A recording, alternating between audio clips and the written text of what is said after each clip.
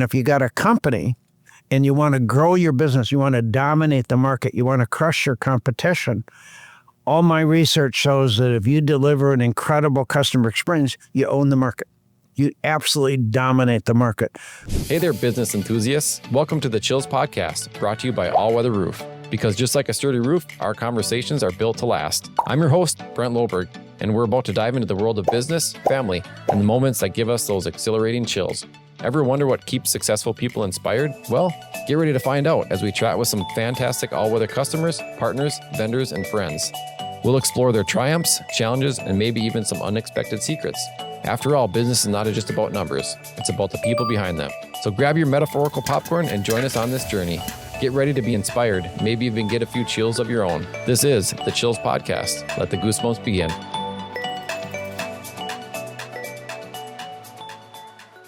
So what made you go down the path of customer service? In 1979, before you were probably born, Brent, 81. I saw organizations spending a lot of money on advertising, trying to bring people to their place of business. And as they walked through the door, I saw employees hitting the customer on the head with a baseball bat to make sure they didn't come back. And I'm using that figuratively. And I thought that was really stupid. Mm-hmm. And I thought that if you treat the customer like a king or a queen, they'd give you a lot of money and they'd come back and they'd bring their friends. That was the concept. So I said, why is customer service so bad? And I decided it's because nobody had ever been trained on customer service. There was nothing available. So in 1979, I wrote the world's first customer service training program called Feelings. And millions of people in every corner of the world, from China to Russia, have gone through Feelings. And the problem is that customer service today, I think, is worse than it was in 1979. I would agree with that. And if you interviewed the CEO of every company in the United States and you said, how would you rate your customer service? They'd all rate themselves a 9 or a 10. And then if you asked 340 million people living in this country to identify 5 companies that deliver great customer service, nobody could come up with 5. And yet all these CEOs believe they're awesome, but they don't really know how bad it really is. Mm-hmm. And do you feel it's going downhill because of social media? I think COVID gave everybody the excuse to not train people anymore, to just save money. Their concept was saving money. I just think word of mouth is by far the most powerful marketing tool you got. And and this is how Amazon grew. Amazon is the largest company, one of the largest companies in the world. They grew sales last year $60.8 billion. In 2024, I wouldn't be surprised they're going to grow sales $80 billion. We'll get the results toward the end of January. Profits the previous year were $30.4 billion. I wouldn't be surprised that profits for this last year, 2024, might be $40 billion. Profits, okay? Nobody wants to copy Amazon. By far, they are the most customer-driven company in the world. They got speed. They have price. These are all issues that I talk about. They have service recovery when they screw up. They have empowerment. I've never had anybody at Amazon ever say no. They understand the customer experience. They reduce friction. They're the easiest company in the world to do business with. You can talk to a live person if you want. If you talk to most companies in the U.S. today, they have voicemail. Push 1, push 2, and push 7 to go to hell. I'm working with health partners for an issue with my wife that she's got some skin cancer right now, and it's almost impossible to reach a live person. It's impossible to reach your doctor. Nobody cares about the customer. Mm-hmm. It's stupid. Copy an Amazon. Amazon understands it. Costco understands it. The Mayo Clinic understands it. Okay. The Mayo Clinic is like the Ritz-Carlton of healthcare, and all the other hospitals are like Motel 6. There's that dramatic of a difference. Yeah, for sure. So back to the COVID thing, what we've seen here is before COVID, we get a meeting with people and we talk about our proposal, sit down face to face. run through the scope of work. And now after COVID, it's hard to get people just want to do a Zoom or they just want things emailed to them. So that's the other thing is even customers are starting to push back on that as well. I just think that, young people today are getting fired because they have no work habits. They have no social skills. So they're used to just working on their phone. They don't understand how to interface with people. And boy, if you're going to be successful today, you better have some very good work habits. And you better understand customer service because 95% of all the new jobs demand expertise in customer service. Your social skills are critical to your success. If you're looking to work in a roofing company and you just want to be on top of the roof and you're never going to talk to people, that's fine. But the real future is what are you doing with your soft skills? Where do you really want to go? And if you got a company and you want to grow your business, you want to dominate the market, you want to crush your competition, all my research shows that if you deliver an incredible customer experience, you own the market. You absolutely dominate the market. The difficulty, Brent, is very few companies today give a damn.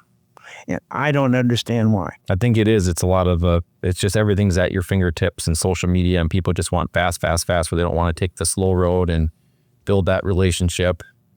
That's what I've seen out there. I think AI is an excuse for a lot of companies to shove the customer further away so you don't have to talk to them. But, if the question is who's got the money today, is it the 19-year-old who's very social media driven, or is it the person that's 50 or 60 or 70 years old? I think the older people have all the money. And so if you want your customers and you don't want to talk to them, you're going to lose a lot of business. Mm-hmm. Yeah. I'm sure you're familiar with Gary Vaynerchuk. I'm not. He's a marketing guy. He's wrote a bunch of books about marketing. And one of the things that he recently said on one of his podcasts was you can either go full in on social media where you're doing SEO and all your website work, or you can kind of go back old school to where our grandmas and grandpas used to do business, thank you cards and visiting people and buying gifts and thanking them for the business. So there's kind of, if you're in the middle, you're going to get kicked out. So you're either going to have to go full in on social and SEO, or you're going to have to go back old school. And I like the old school approach. I think the old school is really critical to the soft skills. And, you got to be really good at it. Companies do not understand, CEOs do not understand the power of the service strategy. The service strategy, Brent, is how do you own the market? How do you dominate the market? How do you crush your competition? And it all goes back to word-of-mouth advertising. You can watch a TV. I remember watching on the Super Bowl last year, Discover had this commercial they spent millions of dollars on, saying that you can call Discover and a live person will answer the phone. Mm-hmm. It's baloney. Did you call? Yes, it's BS. They don't do that. I have a Discover card, and you got to go through all the different steps, and finally you might eventually get somebody. But, Amazon understands reduce the friction, make it really easy for people to spend money with you. And companies use technology to push the customer away instead of making it easier to do business with you. At Apple, you can call an 800 number today. You don't need to go into their stores anymore. And they take over your Mac computer, your iPhone. They instantly help you, and it's all free. And there's no 2-minute wait time to get into Apple. They understand. And, Apple, the previous year, had $99 billion in profit. Billions. Apple is a service leader. And I don't know why companies don't copy the Apples and the Amazons and the Mayo Clinics. So you've been doing this a long time. So 45 years. 45 years. So tell me a good story about customer service, somebody that you trained and they kind of came back to you and said, this worked for me. You got to have thousands of stories. Well, I get messages from people all the time where they read my books and they say, you changed my life. Mm-hmm. I had a client in Kazakhstan, Technodom, that used our materials for a number of years, and they were the largest retailer in the country. They have, about 10,000 employees, and and we really made an impact. They would answer the call in 1 or 2 seconds, with a live person. And then what happens is finance people kind of take over and human resource people take over, and we can reduce the stuff and we can reduce costs. And then all of a sudden they're back to ground zero. That's the reason I wrote the book Relentless, is because people focus on customer service for sometimes a few months, sometimes a few years, and then they forget about it. I'll give you an example. Walmart used to just destroy Kmart. When Sam Walton was alive, they were absolutely killers. And they focused on 2 things, price and customer service. Today they have price, but they don't have customer service. And I had all the research. And I used to put it in my book, Achieving Excellence Through Customer Service. And then, Kmart was sold and to Sears, and they stopped disclosing any financial information. So I could no longer track what was happening to Kmart, which is basically out of business. But companies don't stick to this stuff. If you look at the stock of Walmart versus Amazon, I invested $1,000 in May of 2003 to track service leaders. I had 9 different companies. One of them was Walmart, one of them was Amazon, because both were service leaders at that time. The stock of Amazon today, that $1,000 is worth $140,000. The stock of Walmart, that $1,000 is worth about $5,500. Okay. The stock of Costco today is worth about $35,000. The stock at Home Depot is worth about $22,000. Companies that focus on a service strategy and they never let go, they can increase the value of their business 5 times, 10 times, 20 times, 100 times. We're talking billions of dollars for companies that are really serious about this. Mm-hmm. Yeah, it makes a lot of sense. It's what we follow. So the name of the podcast is The Chill. So those feel-good moments, like what in your business gives you those feel-good moments? You've been doing this a long time. You know what I really love is when I see great customer service. Okay. And I was at a little restaurant for the first time last week. Okay. To have coffee and a meeting. And the customer service was a 10. Okay. They probably had about 6 or 7 employees. And they were absolutely awesome. What was the name of it? Was it local? It was in Bloomington, and the name was something like Bug Busters or... Okay. I can't remember the name. I'd never been there before, but they were absolutely awesome. And what made it over the top? They used your name. Okay. They broke all the rules that they have to take care of their customer. They provided some free cookies and desserts for us as we're sitting there having coffee. Mm-hmm. But the people constantly used your name. Okay. One of the elements of great customer service, Brent, is when you use the customer's name and you remember the customer. So think about when you fly, the pilot and the crew knows who everybody is and they know where they're sitting, but they never use your name. And if you're flying in first class and it's an international flight, the ticket could be $5,000 or $10,000. Now, if somebody sat down at your home for dinner and they were going to give you $5,000, would you use the person's name? Would you know who they are? Yes, John. But they don't do that. Sure. Okay. And there's nothing more valuable than a customer's name. And very few people know it. Very few people have ever been trained to do it. If I was a wait staff person, I could easily increase my income by 20-25%, easily, just by improving my customer service skills, but most importantly, using and remembering the customer's name. That's a great idea. So when people sit down to eat, hey, what's your name? It would be very easy to say, ma'am, it is so great to have you here. My name is John. What is yours? Oh, it's Sally. Sally, have you been here before? And who's your friend, Sally? Oh, it's Jane. Hi, Jane, I'm John. And then did this at the restaurant you went to? They asked your name. And yeah, they did. And I don't think I've ever been to a restaurant where they ask your name. It's always like, hey, I'm Brent. I'll be serving you today. And that's it. So if you go to Outback Steak, they have a loyalty campaign. So when you give them your phone number, they can look up your name. But I've never, ever, ever once had anybody at Outback use my name. Never. I've been there, 50, 60, 75 times. Good service. But what would happen to the wait staff's income if they consistently used the customer's name and they remembered the customer? And then the next time you came in, you say, Brent, I haven't seen you for a month. Welcome back. It's so powerful. It really is. People don't use it. So there's a lot of different skills in customer service that people can use and learn, but it will dramatically improve their income. It will dramatically improve their sales. It'll improve their market share, their market dominance. And do you implement this in your training? We do. Company? We have about 20 different customer service training programs that people can choose from. Okay. That they can use to train their entire staff. My concept is that the most important person in a company is not the CEO. It's the little guy at the bottom.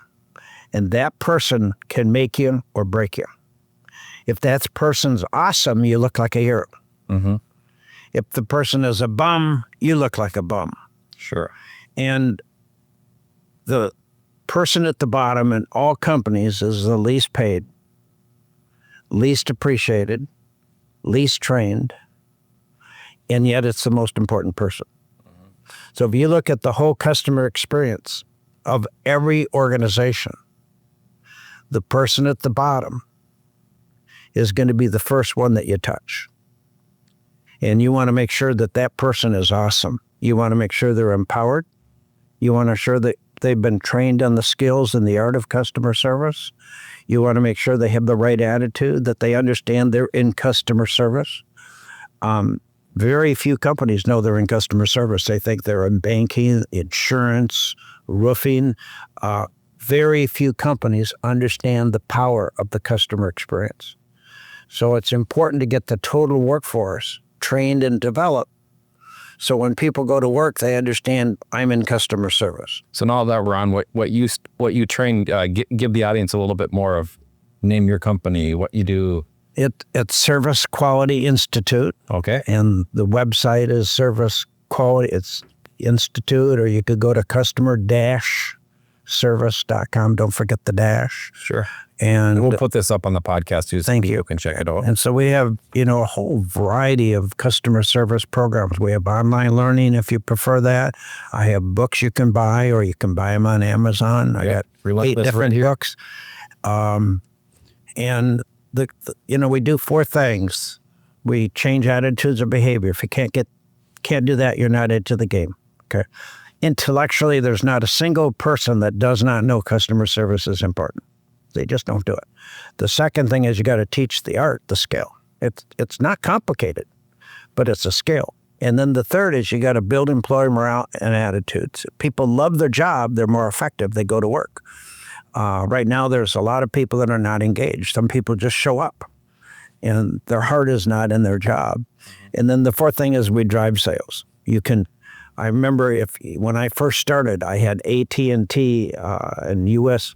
West Telephone Company and Coast to Coast and True Value Hardware. All these companies were using our programs, and they had very significant increases in sales. We took Zellers, at the time the largest retailer in Canada. We increased their sales 19%. Wow. So this is hundreds of millions of dollars in revenue. But today, people just kind of have lost their focus on customer service. So it's an opportunity for a company to say, I want to do something different. Now, here's the other thing is when I talk about service strategy, Brent, if you sat down with all your competitors and told them what you're going to do, why you're going to do it, what you expect to be the results, nobody will copy you. They'll all say you're a nutcase, you're stupid, you're wasting your money, but they will never copy you. Now, if you took your number one item and you said, I'm going to reduce the price by 25% starting February 1, everybody would copy you within 24 hours. If you had a new store design, within 3 to 6 months, people are going to start copying you. The service strategy gives you a 10 to 20-year lead time over your competition. Look at Apple. Nobody competes with Apple. Look at Amazon. Nobody competes with Amazon. Nobody really competes with Costco. Give me another example with Costco and Walmart. Walmart has a wholesale buying club called Sam's. Mm-hmm. The Costco store sales are virtually double every store within Sam's. Wow. And there is a unique difference between Sam's and Costco. The customer experience is much stronger at Costco. If you go into Sam's, they might have one live person at a checkout counter. And in that live checkout counter, it might take you 5 or 10 minutes to finally get cleared. If you go into Costco, there could be 10 lines that are open, and they have 2 people at each line. And there could be 4 people ahead of you, and you're going to be out of there within a few minutes. Yeah, you're right. They have incredible speed, but they understand the customer experience. They understand customer service. Mm-hmm.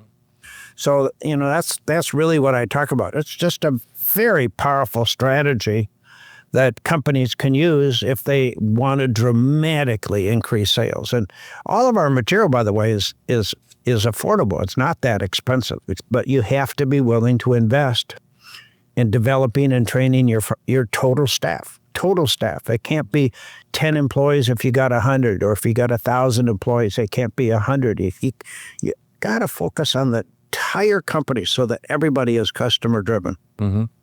Very, very good. Thanks, John. So if you could give 1 or 2 pieces of advice for the audience, you could leave them with 1 or 2 pieces, what would it be? Number 1, love your customer.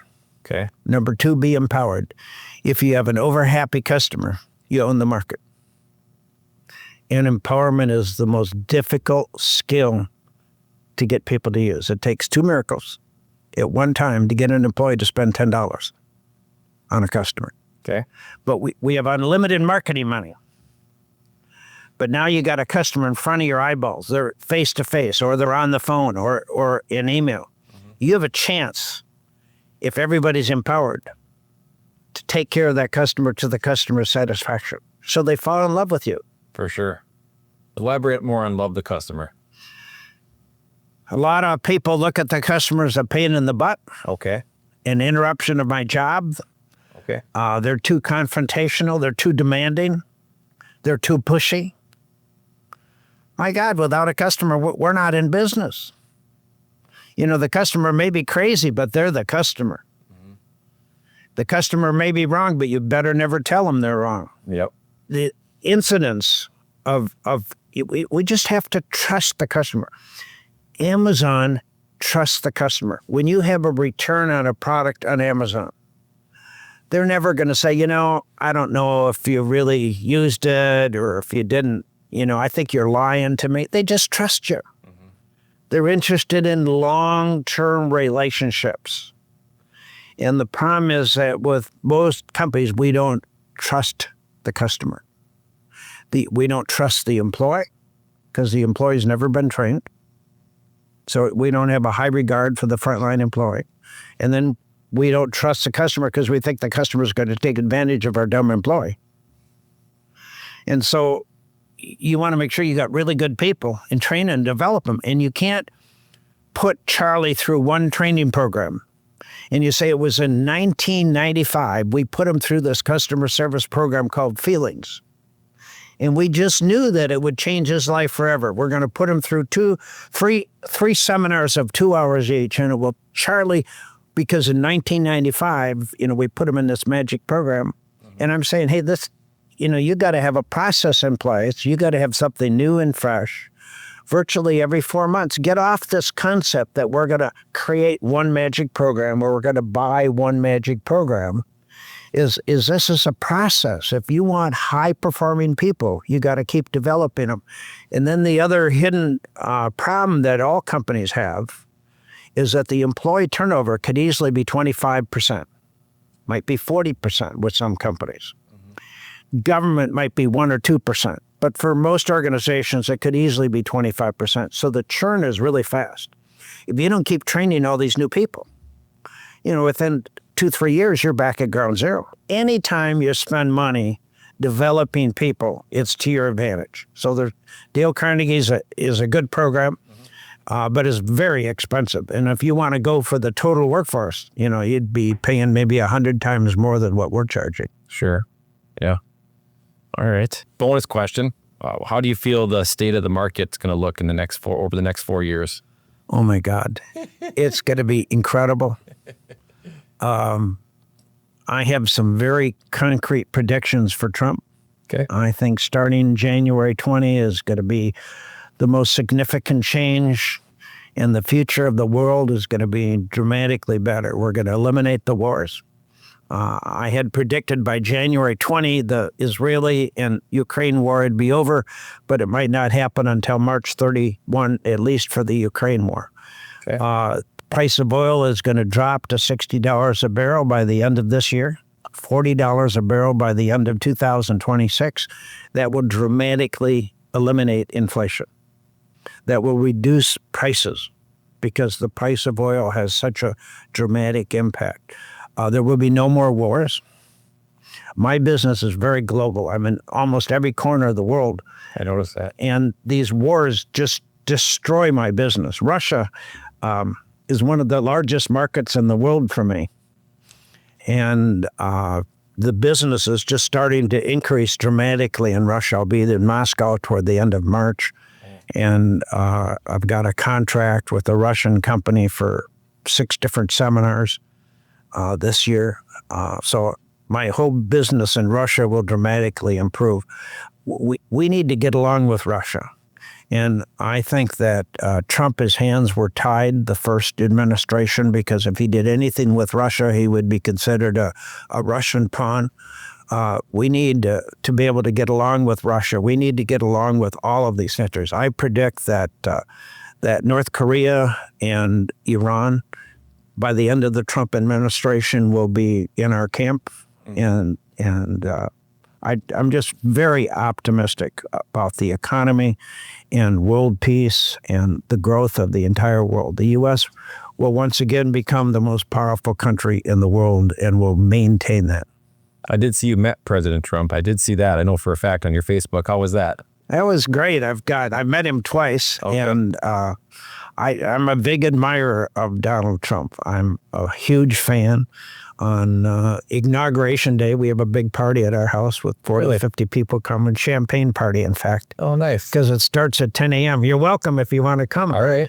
So I just think that you need a really strong leader in this country. But the wars just destroy the United States and the world globally. So if we can have peace, which we will have, and Trump operates with a really strong club, and he scares the hell out of these leaders. I just think he's awesome, and I'm very excited about the next 4 years. All right. If I came to that, could I meet Pat? Yes. Maybe we could talk. You see the skis in the wall. I saw you were also at Vail. Do you still ski? Yes, I head out there on the 22nd of this month, January, and I'm going out again in March. I was there in December. Okay. In Breckenridge skiing. Breckenridge is great too. I hope to get in, 15 days of skiing this year. Okay. Do you always stick around Summit County, Vail, Breck? Yes. Okay. I have places that I own in Vail. Okay. Timeshares. Sure. But they cost about $5,000 a year in maintenance fees. Oh, do they? Do you get the Epic Pass and to go to? Yes. Okay. I have that too. It's a great one. We're actually going to Park City in middle of February. There's a place outside of Salt Lake City, the opposite direction of Park City. I'm trying to remember the name of it. It's incredible skiing. Okay. It's not Alta, is it? No, it's the opposite direction. Okay. And there's no resorts there. There's no housing there. There are no restaurants there of any significance. So it's just a little ski town. It's a huge ski mountain. I can't remember the name of it. That's what happens when you get older. You forget the names. But okay. Is it part of the Epic? Is it part of Epic, or is it just so it's kind of quiet? Not a lot of people go. Not part of the Epic. You heard the story of how Park City was bought by Vail, don't you? No. So Park City had a contract for like $270,000 a year for leasing the land. Okay. And the person at Park City, the clerk, never sent in the renewal on time. So it was, a week late or something like that. And Vail came in and offered, millions of dollars. So instead of like $275,000, it's millions of dollars. So they didn't renew and there's two parts of Park City, the mountain and then the actual city. So Sure. I think it was the mountain that they bought, Wow. Vail, and they ended up suing each other and finally negotiating, and Vail bought out the whole works. But it was because one employee who was probably paid $30,000, $40,000 a year was lazy and didn't submit the application and the money in time. There's a customer service story. By a week or two. So they lost the whole works. Wow. I never knew that. I knew Vail bought Afton. Yep. And they bought, are you familiar with the movie Aspen Extreme? No, I haven't seen that one. That was, the movie started in Detroit, Michigan. There's a small ski area called Mount Brighton. And then they moved to Aspen and they become ski instructors. But Vail bought that little resort in Michigan as well. Now, here's an interesting story when we talk about customer service. Vail used to be a 10 on customer service. It was the most customer-driven ski mountain in the world. When COVID came, they totally eliminated their focus on customer service. So today, Vail might be a 4 at the most on customer service. If you call Vail and you want to buy a ski pass, you're not going to get a live person for a while. And when you finally connect, it'll be a person in India or some other country that has never snow skied in their life. This is for a $1,000 ski pass. The staff used to be empowered. I mean, they did so many cool things at Vail. They were absolutely awesome at customer service. And today, they just totally lost their mojo. It's a good ski mountain. The grooming is still very good. The skiing is very good. But they've got thousands of staff, and the focus on customer service has vanished. And it all started with COVID. They had no service recovery. When COVID came along, they closed their ski mountain on March 19, and they had no service recovery for all the people that bought ski passes. You were left hanging, and it took them about 6 months. For service recovery to work, you got 60 seconds. And there's 4 things you got to do. You got to act quickly. That means all this has to happen in 60 seconds. This is true of all companies. Number 2, you got to take responsibility. We screwed up. We made a mistake. Most employees in this country lie. They rarely will say, we made a mistake. It's our fault. Anything to get rid of you, they're going to lie, okay? And then the third thing is you got to be empowered. That means you got to be able to make a really fast decision, and it better be in favor of the customer. And then the fourth thing is you got to compensate. You got to give them things of high value, low cost. And every organization has products and services that have very high value and low cost. And so you got to overcompensate. So Vail, I remember being on a chairlift, and we were stuck up there for 60 minutes. This has only happened once in my life. When we got to the top of the ski mountain, and several different times the ski patrol would come down and say, here's what's happening. And when we got to the top of the ski mountain, they gave each of us a free drink ticket. Now, a free drink ticket, is nice, but I'm not going to talk about it on radio or a podcast because it's a free ticket. But they gave us 2 free lift tickets. Okay. Now, a lift ticket today is worth about $225. Yep. So, the rest of the day, we said we got stuck on chair 26 today, and we got 2 free lifts. Yeah. I put it in my newsletters. I put it in my books, So, now what's the cost of a lift ticket at Vail? Nothing. Yeah. They own the ski mountain. Yep. Okay. But so compensate. All of us have products and services, but if we give a guy a T-shirt, it has no pizzazz. It has, no real significance. So all of us have to learn how to compensate when we screw up. Do the 4 things: act quickly, take responsibility, be empowered, and compensate. That's how you keep a customer. Now, most employees say, screw it. We got millions of skiers out here. We got millions of customers, thousands and thousands of customers. We have unlimited marketing money. Yep. Who cares if they never come back? It's just one customer. Mm-hmm. The transaction that might only be $25 in your business could really be $4,000 or $5,000 over the life of the customer. In some companies, it could be worth $40,000 or $50,000. Mm-hmm. So we need to keep the customer. Every single person needs to be trained on service recovery. The objective is to keep a customer, and all of us, no matter how good we are, screw up. Stupid stuff, bad stuff happens all the time.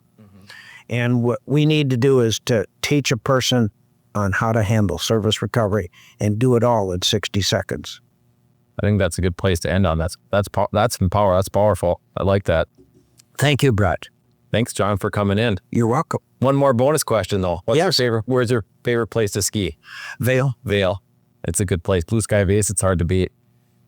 I like Vail. Big mountain. Yeah. Breckenridge is good for family. Breckenridge is good for family. It's good for beginners. Mm-hmm. I didn't see any real difficult runs there when I was there.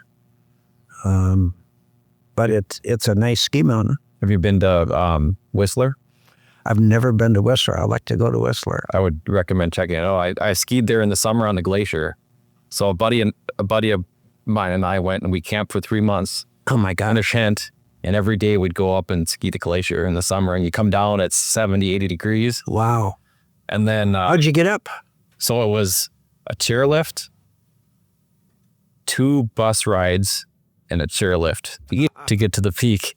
So they have school buses that take the people like in between the chairlifts, and then the last one, the chairlift gets you to the... And then how long does it take to get down?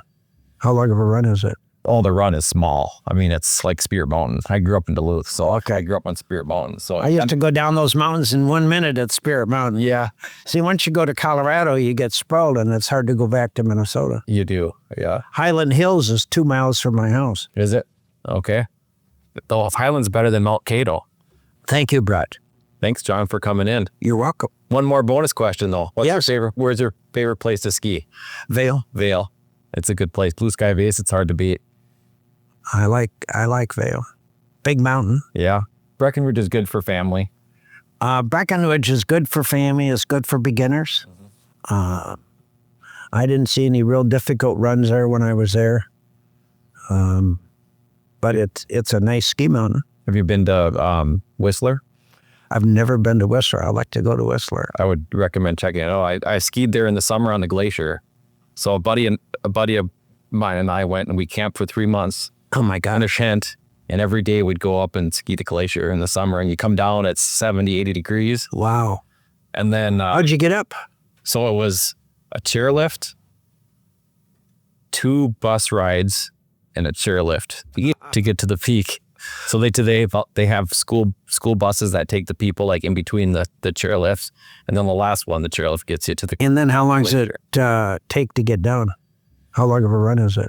Oh, the run is small. I mean, it's like Spirit Mountain. I grew up in Duluth, so I grew up on Spirit Mountain. So I used to go down those mountains in 1 minute at Spirit Mountain. Yeah. See, once you go to Colorado, you get sprawled, and it's hard to go back to Minnesota. You do, yeah. Highland Hills is 2 miles from my house. Is it? Okay.